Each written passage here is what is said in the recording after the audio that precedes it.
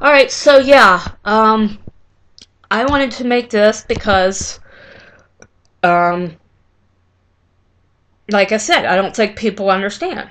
And I'm sorry I'm making a bunch of them, but I'm just, you know, truthfully be told, I'm tired of it.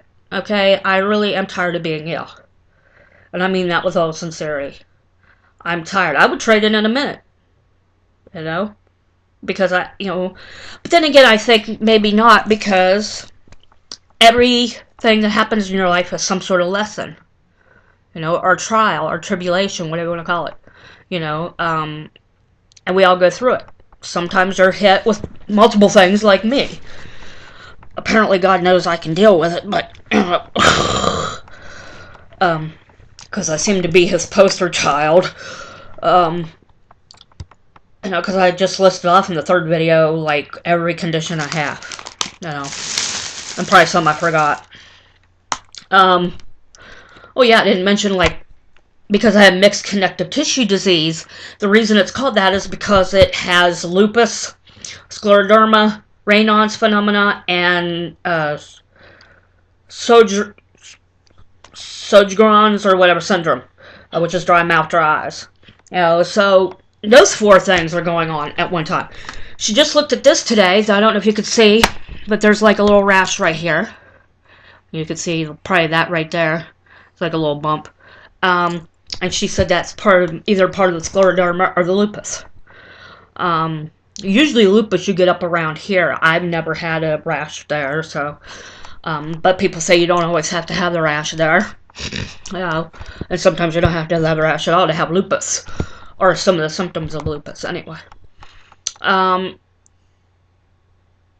Because that was the first thing my dad said. My dad said, we never. Because my uncle had lupus. My uncle, Ollie, he had lupus. And, which was my mom's uncle. And, he had the rash. And so, that threw my dad off, because he's like, look, you don't have lupus, you've never had the rash or anything. But yeah, you have all those overlapping with mixed connective tissue disease. So you have a little bit of each in you. That's basically what it means. And, so they believe, and my doctor repeated this today, she said that my throat closing up the other day, which I don't know if I posted in a video or not, I know I posted online, is that I went to eat at one of the missions and I started choking to death. Now, I've choked before, but not like this. I mean, I was foaming at the mouth. I was trying to throw it up because it hurt so bad. I think finally it was like a piece of apple or something, because that's what came out. I'm guessing the piece of apple probably got lodged in there somewhere. And it was just enough for me to be able to talk and breathe somewhat. But it was still too scary. It was too close for me. And she told me today, she said, forgive my hair, Jesus. I always make these videos and my hair's always standing up like alfalfa.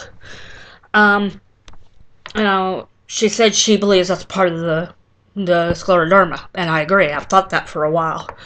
It can also be part of the dry eyes, dry mouth, too. And also dysautonomia, so it all fits. So doesn't the nerve pain, all that. I've ordered some books about POTS, and I told my doctor about the diagnosis today. And she said, that does kind of make sense, because, you do have the nerve pain, and dysautonomia does cause all these symptoms that you've been having. So we're not really sure at this point, and that's what makes it frustrating, because you don't know what's going to happen next. Like this, now I've got kidney problems. Even if it straightens itself out, it's still an issue. We're hoping it straightens itself out. I really am, because it scares me. Because I've had this pain in my side before, or in my kidneys. So it's not, and I wasn't sleeping with anybody at the time. This was before I even got with Andre. I met Andre here in Los Angeles, so we hadn't even got together on the streets yet before. And, I've had the sign painting before. So, I wasn't having sex with anybody. So why would I be having an infection, And I was drinking water and stuff like that, so it wasn't like I was, but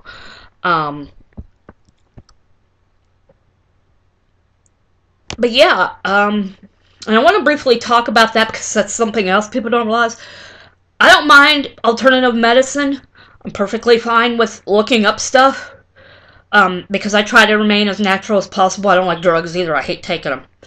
And I'm already on 6 different drugs, including the not including the marijuana. So I'm taking 7 actually. If it was me, I'd just do the straight marijuana. But I know that I need that extra oomph. Marijuana doesn't take away all of it. I'm not going to I'm not going to lie to people. Okay, there's some people it does. But for me, it doesn't. So I need that extra painkillers, to get me through. And even now, I'm still having breakthrough pain lately because of the cold and the rain. You know, so I have to be careful what herbs I take into my body. I have to make sure. Lately, with the dysautonomia, my doctor told me I can't have anything with epinephrine. Because obviously that speeds up the heart. I can't have energy drinks.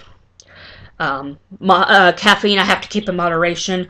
I was told by the dysautonomia group that I need to keep Gatorade or Powerade. They say Powerade because Gatorade that's being posted around lately, has some sort of thing that they use to put in there to give it the flavor, So they're saying go to Powerade if you're going to do those.